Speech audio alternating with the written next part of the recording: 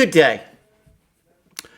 On Sunday, 29th August 2021, the foreign ministers of the world's two most powerful countries, Antony Blinken of the United States and Wang Yi of China, had a telephone call.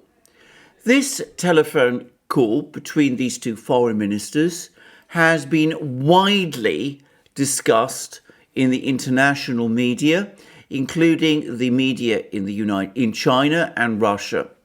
It has received almost no coverage at all in the United States or in Europe, and the reasons for that will shortly become clear. In fact, it's fairly clear that what happened over the course of this call was something akin to a row. Perhaps there were no raised voices, but it's clear that Wang Yi came to this telephone conversation in no mood to take prisoners, and that he gave Tony Blinken, a severe dressing down.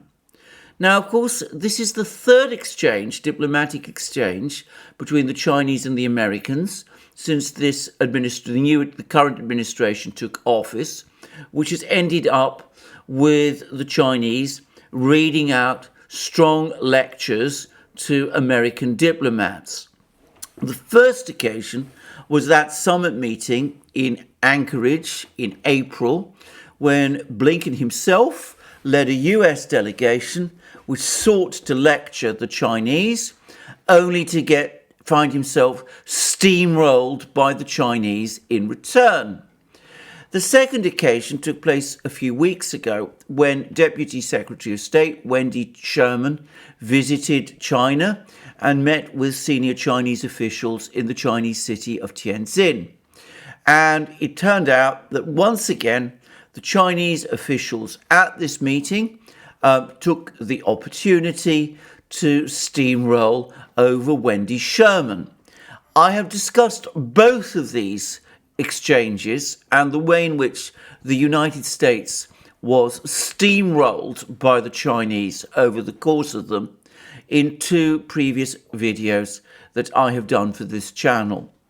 I've also added a third video in which I pointed out that when Wendy Sherman eventually returned to the United States, the American government, the US government, was so embarrassed with what happened in Tianjin that they pretended in the readout which they published that Wendy Sherman had conducted her talks with Chinese Foreign Minister Wang Yi, whereas in fact those talks were actually conducted with lower-ranking Chinese officials. Sherman did meet with Wang Yi, but conducted no talks with him. Anyway, this is the third such meeting which has ended in a US diplomat, this time Tony Blinken again, being crushed by the Chinese steamroller. The steamroller in this particular instance being driven once more by the redoubtable Wang Yi. Now, both the US and Chinese foreign ministries have published readouts of this conversation, and I will start with the American readout, which is short and extremely misleading, as we shall see, since it omits much of the substance of what was discussed. But for what it's worth, here it is, and it appears on the State Department website, and it reads as follows. Secretary of State Antony J. Blinken spoke today, 29th August 2021, with PRC State Councilor and Foreign Minister Wang Yi about the importance of the international community holding the Taliban accountable for the public commitments they have made regarding the safe passage and freedom to travel for Afghans and foreign nationals. Full stop. That's the end of the readout. It's just over 3 lines long.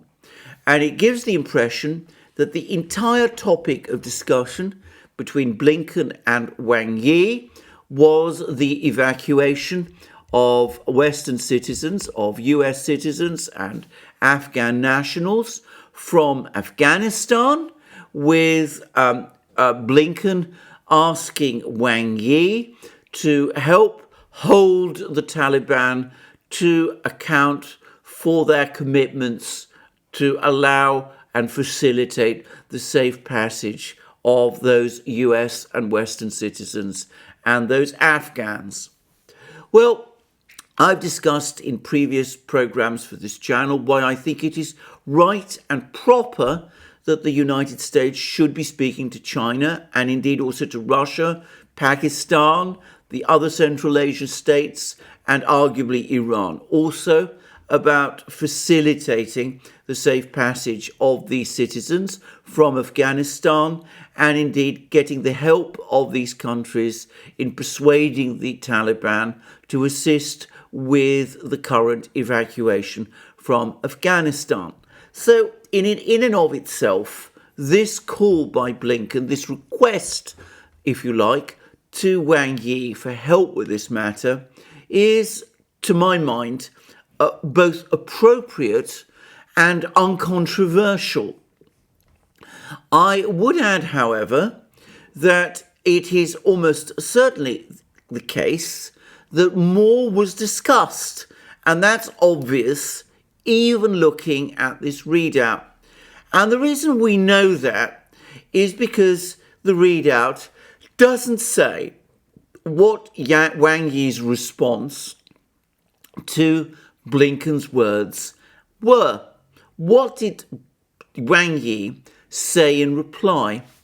And for that, we need to go to the very much longer and far more detailed and far more interesting Chinese readout, which has been published on the website of the Chinese Foreign Ministry. And that I intend to read in full with certain amendments which are required of me in order to conform with certain requirements that this particular platform insists upon. Anyway, here it is. On August 29th, 2021, State Councilor and Foreign Minister Wang Yi had a phone conversation with US Secretary of State Antony Blinken at the latter's request. Now, can I first of all say that the US readout does not mention the fact that it was Blinken who basically telephoned Wang Yi and asked the Chinese if he could speak to Wang Yi. It is the Chinese who have just provided us with that information. Moreover, in discussing this, I should say that there is a protocol issue, or if you like, a convention. Usually, when the heads of state or government or foreign ministers of countries talk to each other over the phone, the polite convention is that the readouts that are published by the respective foreign ministries do not say who it was who initiated the call. When a foreign ministry does provide a readout which shows which side initiated the call, it always and invariably does that for a specific purpose. In this particular case, the purpose was clearly to demonstrate that Blinken initiated the call because he needed, or the United States needs, China's help. In other words, the United States telephoned China as a supplicant. Well, we move on. The two sides exchange views on the situation in Afghanistan. Well, that is, of course, in conformity with what the US readout says. But the next words actually come to the really important issue. And China-US relations. So they didn't just talk about Afghanistan, which is what the Americans would like us to think. They also talked about China-US relations. And in fact, we will see that this was the issue where some of the most heated words were exchanged. And then we go on to read in the Chinese readout the following. Blinken said that at a critical moment when the withdrawal and evacuation of the US military from Afghanistan is nearing the end, the US believes that the United Nations Security Council should speak in a clear and unified voice to show that the international community expects the Taliban to ensure the safe evacuation of foreign citizens and the Afghan people's access to humanitarian assistance and guarantee that Afghan territory cannot become a hotbed of terrorist attacks or a safe haven for terrorism.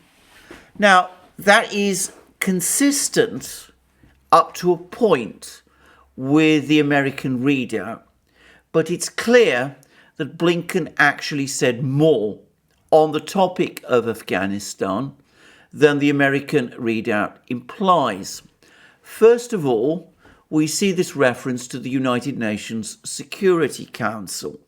Now, I should say that over the last couple of days, there's been much discussion and talk in world capitals about getting the United Nations Security Council involved in discussing the situation in Afghanistan. And as is usually the case, the two countries that back the authority of the United Nations Security Council, namely China and Russia, have been at the forefront of these efforts. The United States, by contrast, tends to have a rather more skeptical view of the United Nations Security Council, which it sees as constraining its behaviour. To the US mind, the US as the exceptional country is free to act unilaterally without being bound by the strictures and structures of the United Nations Security Council.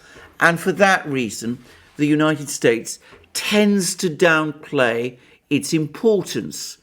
But we see that in this particular telephone conversation, Blinken did apparently bring the topic of the United Nations Security Council up. And in fact, we know that the Security Council has been meeting and looking at the situation in Afghanistan. But we also see how the United States, consistent with its self-perception as the world's exceptional country, even in the face of a debacle like the one it is currently experiencing in Afghanistan, prefers to conceal the fact in its own readouts that it is in fact concerned to some extent in a conversation with what is taking place in the UN Security Council. And then we go on to read more. And what we learn from the Chinese readout is that Blinken essentially asked Wang Yi and the international community for support for the United States at the UN Security Council, and that he wants some kind of action at the level of the United States, at the UN Security Council, to ensure that the Taliban meets its commitments to evacuate foreign citizens and Afghan nationals from Afghanistan, and that it also honours its commitments that Afghanistan not become a hotbed of terrorist attacks or a safe haven for terrorism.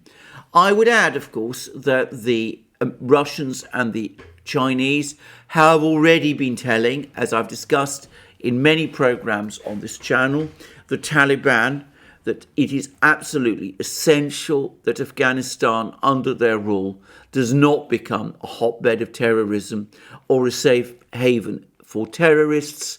And, of course, the Taliban have repeatedly given the Russians and the Chinese, and by the way, the Iranians and the Pakistanis also, that same commitment. So here we see that, in fact, Blinken is talking to Wang Yi about Chinese support at the level of the Security Council, and the purpose of Blinken's calls is to try to get the Chinese to agree to possible potential resolutions at the UN Security Council, which will bind the Taliban to honour their commitments. Now, the Chinese, clearly to some extent, incensed and at this call, and I suspect one of the reasons that they are incensed by the way in which the Americans are behaving is because they know the double game that the Americans play. They know that the United States is seeking to use the UN Security Council for its own purposes, but wants to avoid discussing that. But of course, beyond that, there is the Chinese feelings, the strong feelings the Chinese have about the way in which the United States has authored the mess in Afghanistan, is the creator of this crisis in Afghanistan, and still won't admit it or acknowledge the fact. And now we come to the things that Wang Yi said, and they are excoriating. And we start, first of all, with Afghanistan. Wang Yi said that the situation in Afghanistan has undergone fundamental changes, and it is necessary for all parties to make contact with the Taliban and guide it actively. Now, when Wang Yi refers to all parties, he of course means the United States. And that is made clear in the next sentence. The United States, in particular, needs to work with the international community to provide Afghanistan with urgently needed economic, livelihood and humanitarian assistance, help the new Afghan political structure maintain normal operation of government institutions, maintain social security and stability, curb currency devaluation and inflation, and embark on the path of peaceful reconstruction at an early date. Facts have proved again that the Afghanistan war never achieved the goal of eliminating terrorist forces in Afghanistan. So, the war was a disastrous mistake, and this policy that the United States is now pursuing, seizing the reserves in the Afghan central bank, threatening sanctions against Afghanistan, is utterly wrong and completely misguided. It threatens greater instability in Afghanistan, which will put in jeopardy Blinken's stated objectives of preventing Afghanistan becoming a hotbed of terrorist attacks or a safe haven for terrorists.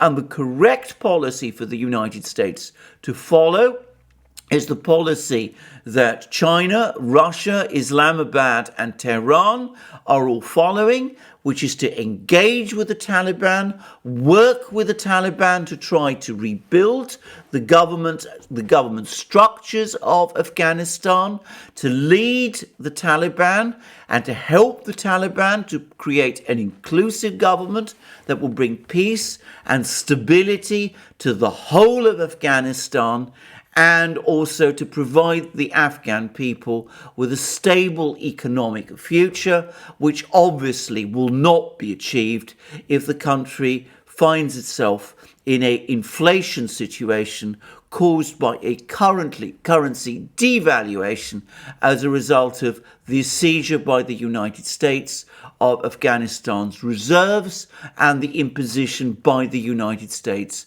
of sanctions upon the country. So this is a clear warning by Wang Yi that the policies of the United States towards Afghanistan, both the previous policy of war and the current policy of seizing reserves and threatening the country with sanctions, is completely and utterly wrong. And by pursuing these kind of policies, the United States is abdicating its responsibilities in Afghanistan and to the Afghan people. And then it continues. And this is what we learn from the Chinese readout. was more of what Wang Yi said. The hasty withdrawal of the US and NATO troops is likely to offer an opportunity to various terrorist groups in Afghanistan to resurge. The United States, on the premise of respecting Afghanistan's sovereignty and independence, should take concrete steps to help Afghanistan combat terrorism and violence, rather than practicing double standards or selectively fighting terrorism. And here we have a fascinating reference to double standards and another implied rebuke of the United States. Now, can I say that I think this rebuke takes two levels, because of course what Wang Yi is in part referring to is the fact that the United States has at various times worked with various people in Afghanistan itself during the 1980s, in Syria more recently, in Libya also, who it would otherwise define as terrorists.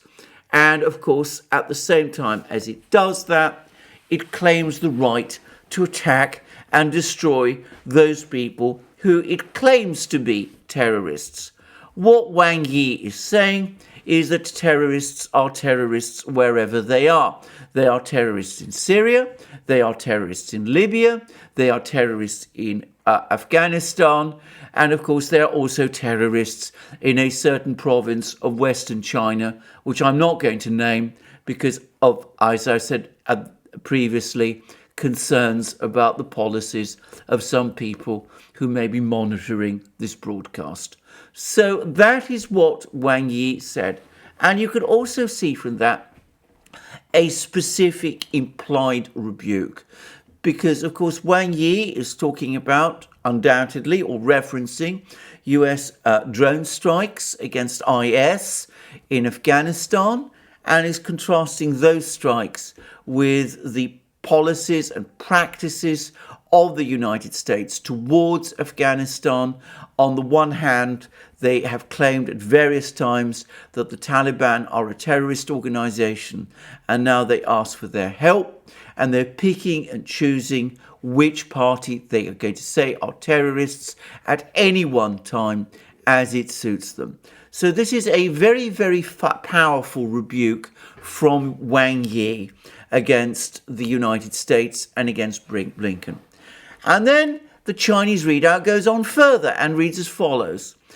Wang Yi said the US side clearly knows the causes of the current chaotic situation in Afghanistan. In other words, it is the United States that is responsible for the chaos there. And then it goes on. Any action to be taken by the United Nations Security Council should contribute to easing tensions instead of exacerbating them, and contribute to a smooth transition of the situation in Afghanistan rather than a return to turmoil.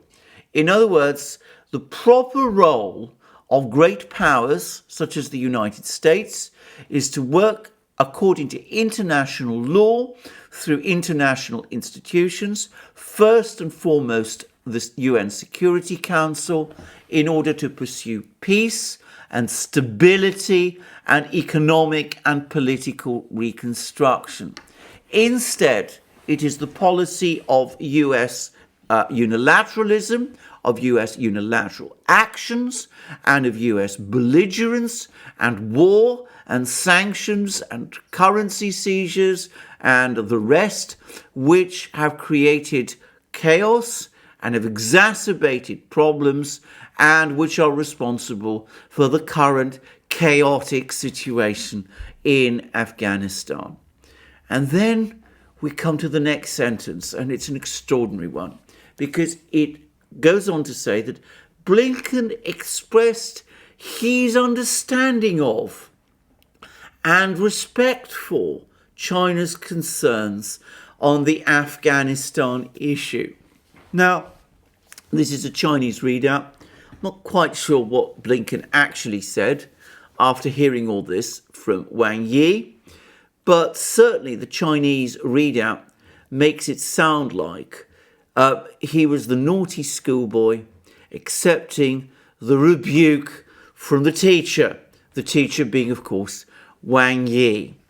If that was really the case, then he must have felt deeply crushed and humiliated. If the Chinese are to some extent making that up in this readout, which, by the way, I would not consider at all impossible, then of course this is another way for the Chinese to rub the salt into Blinken's and the US's wounds. Anyway, that's Afghanistan. But as we now find out, Wang Yi had an awful lot more to say. On China-US relations, Wang Yi noted that the two countries have recently conducted communication on such issues as the situation in Afghanistan and climate change. Dialogue is better than confrontation, and cooperation is better than conflict. The Chinese side will consider how to engage with the United States based on its attitude towards China. If the US side also hopes to bring bilateral relations back on the right track, it should stop blindly smearing and attacking China and stop undermining China's sovereignty, security, and development issues. So in other words, what Wang Yi says is that the Americans have recently contacted China on issues like Afghanistan and climate change, which are important to the Americans. And of course, the Chinese are willing and happy to listen and to talk and to engage with the United States on issues like that. But that engagement can only be successful and can only lead to productive cooperation if the United States changes its stance towards China. Instead of, as Wang Yi says, blindly smearing and attacking China and undermining China's sovereignty, security, and development interests, the United States starts to work with China constructively, then things will move forward successfully.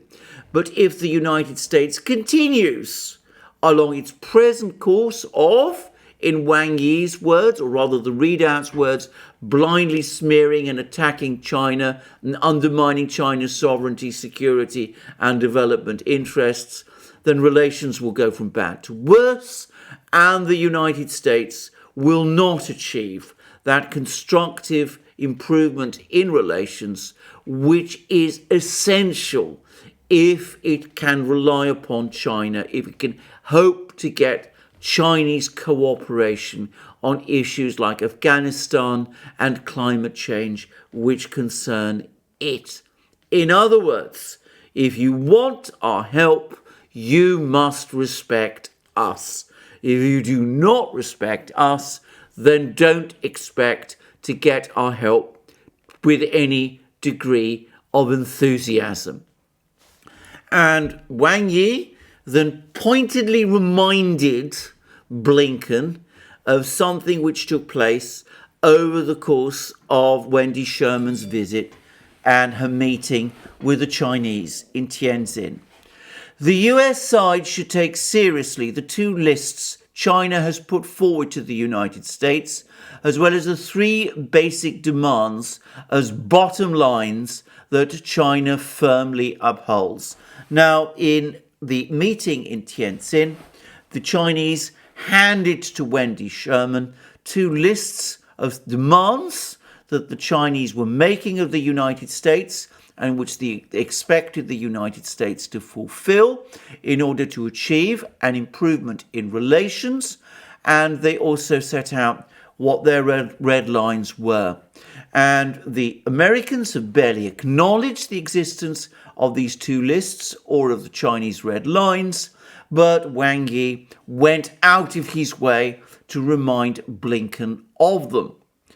And then we come to another extremely hot issue. Wang Yi noted that China resolutely opposes the so-called investigation report on pandemic origins tracing produced by the US intelligence community recently.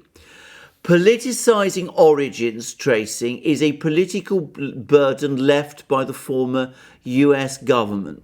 The sooner the US side unloads this burden, the easier it will be to get out of the current predicament.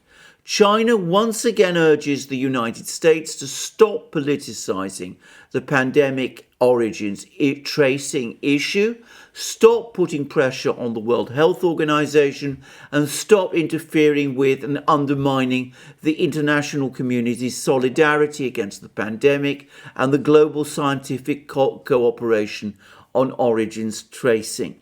Now, this is an issue which has clearly exasperated and angered the Chinese. It may be for all kinds of reasons, which I'm not going to speculate on in this program. But what Wang Yi is saying to the Americans, to Blinken, is that the Chinese are not going to take any attempt by the Americans to blame them for the pandemic lying down. And again, if the United States wants China's help in defeating the pandemic as a global cause, which is what the United States says, then in order to get that Chinese cooperation, it must stop pointing fingers at China and, on the contrary, work with China, putting aside all recriminations and all political point scoring on this issue. Well, this is what the Chinese then have to say in this readout about Blinken's response to all that. Blinken said the United States has no intention of blaming any country for the origins tracing of the pandemic. As major countries, both the United States and China have responsibilities to provide all necessary information, thoroughly investigate the origins, and avoid the recurrence of a pandemic. The United States is willing to stay in touch with China in this regard. Again, I think this is probably the Chinese, shall we say, putting their own interpretation on what Blinken said. But the way that paragraph is structured to read is that Blinken weakly admitted or told the Chinese that the United States doesn't in fact blame them for the origins of the pandemic. In fact, what I think almost certainly actually happened is that Blinken told the Chinese that the United States simply wants to know what the United States will see or accept as the truth about the pandemic origins. But regardless, it's clear that there was a row between Blinken and Wang Yi on this issue. The Chinese have been absolutely open about the fact. They've discussed it clearly in their readout, and the Americans have suppressed the fact that this row took place over this issue in their readout, and as a result, it is the Chinese who are actually showing the greater transparency instead of the United States. Well, it seems to me that this was a bruising encounter, and once again, for the third time, the Americans came out of it bruised. Now, it looks as if, to some extent, Blinken was ambushed by Wang Yi. Clearly, what he wanted to do was to try to limit the conversation as far as possible to the narrow issue of Afghanistan and of the evacuation of US citizens from there. But Wang Yi was obviously having none of it. He insisted on giving the Americans a long lecture about the importance of the Security Council, of international law, of coordinated action, about the follies of US foreign policy, both previously when they launched a war in Afghanistan and today when they're threatening the country with sanctions and seizing its reserves.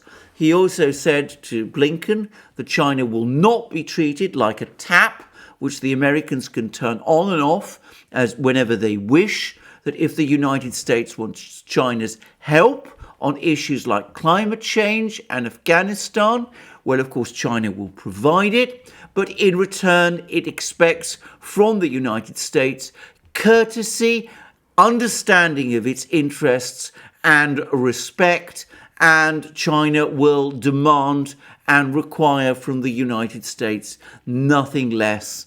And on the pandemic, Wang Yi went out of his way to tell Blinken that China accepts and will take no blame, and that it sees that the United States is trying to politicize this issue, and if the United States persists in doing so but still wants China's cooperation in fighting the pandemic, well, it can kiss goodbye to that idea, because the Chinese will not be pushed into a corner and will not let the United States blame them in that kind of a way.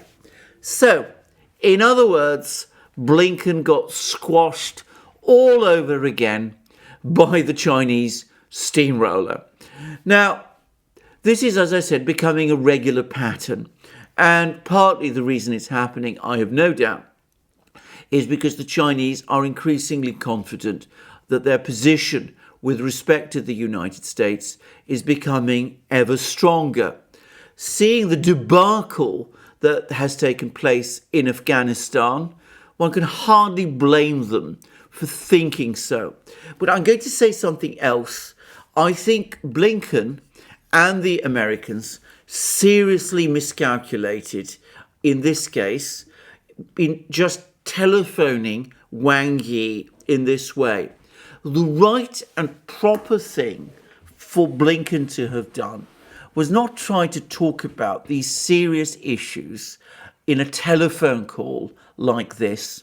Instead, Blinken, whose country is, of course, centrally involved in the issue of Afghanistan, should be on a plane flying to all the regional capitals, Islamabad, Moscow, Tehran, possibly, Dushanbe, Tashkent, and of course Beijing, and should be meeting the foreign ministers of all of these countries face to face.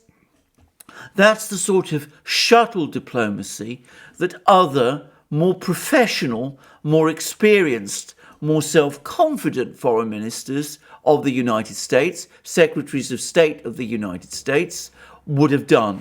And I think it has made a bad impression that instead Blinken is trying to conduct all this diplomacy remotely from Washington instead of going to the region and actually speaking to the people there, trying to coordinate, trying to discuss with them what to do, trying to come up with some way forward.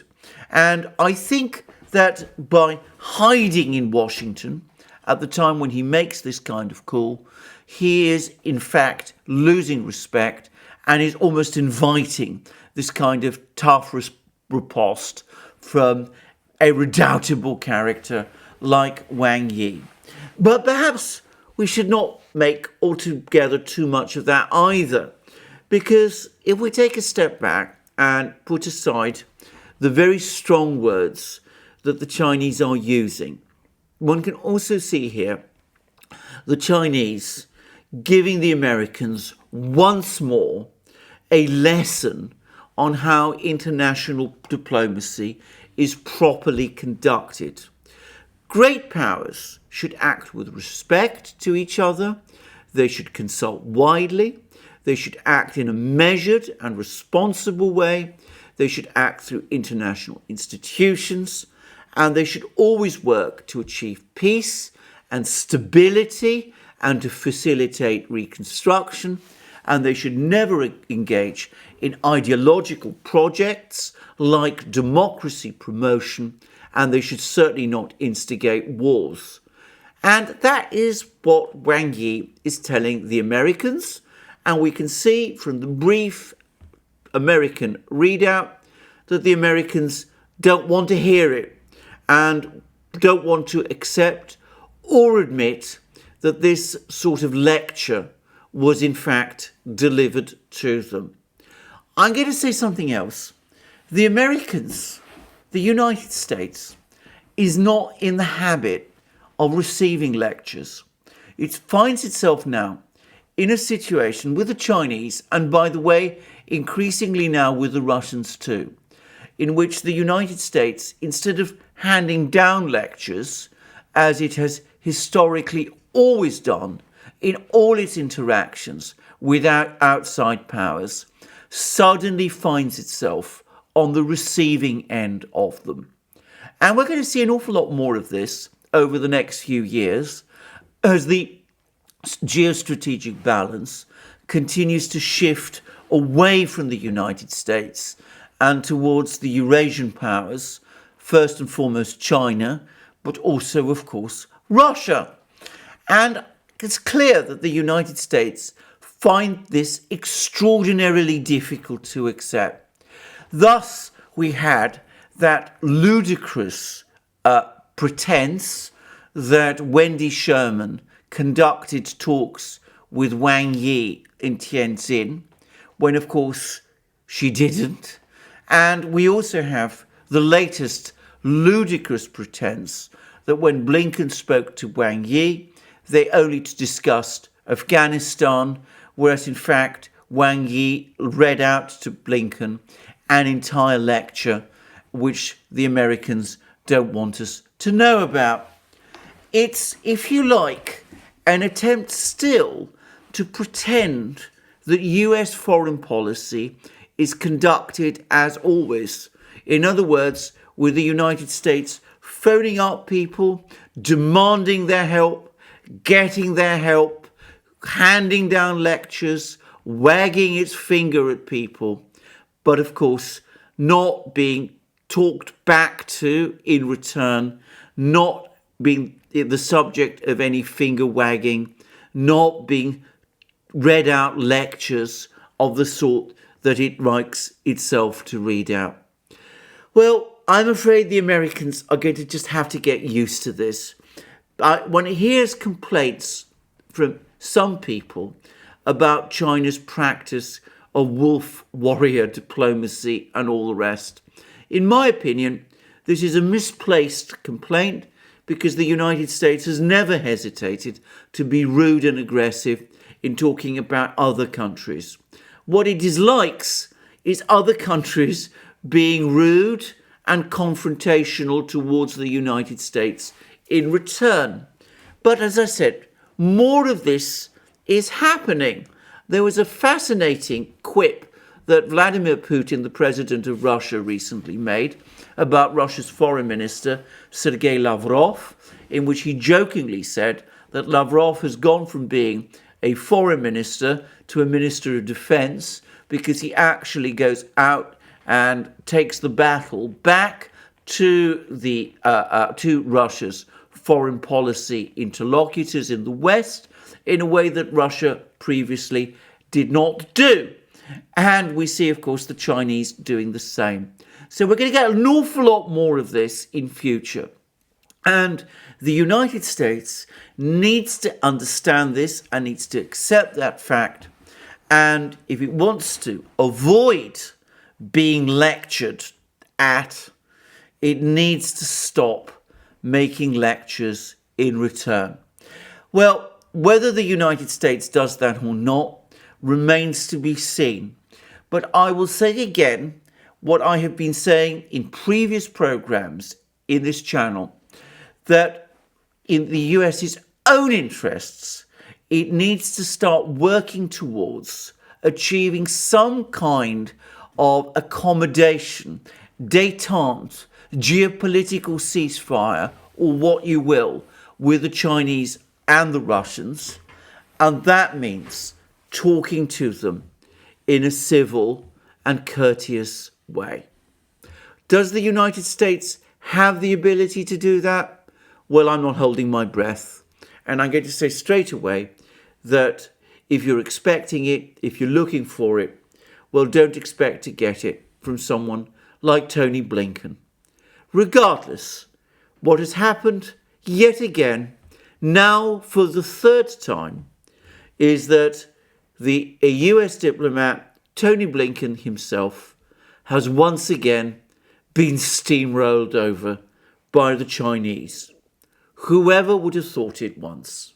But it is now what is actually happening in international affairs, and every foreign ministry around the world will be noting it and will be discussing it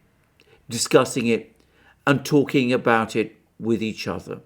Well, thank you for joining me for this program today. I look forward to you joining me again in future programs, both on this channel and on our main channel, the Duran, where I do programs with my colleague and friend Alex Christoforou. And please also remember to check out Alex's channel. But most importantly, please also, if you value this kind of analysis and discussion, come to us also on our other platforms. I've touched on briefly in this video about the constraints one is under when speaking on this particular platform, on YouTube in fact. Well, those constraints don't exist in other platforms, and they offer indeed an exceptional service. And I would particularly ask you to look at our locals community, which is now thriving and growing fast, and where we are able to interact with you, our viewers, in all sorts of amazing ways.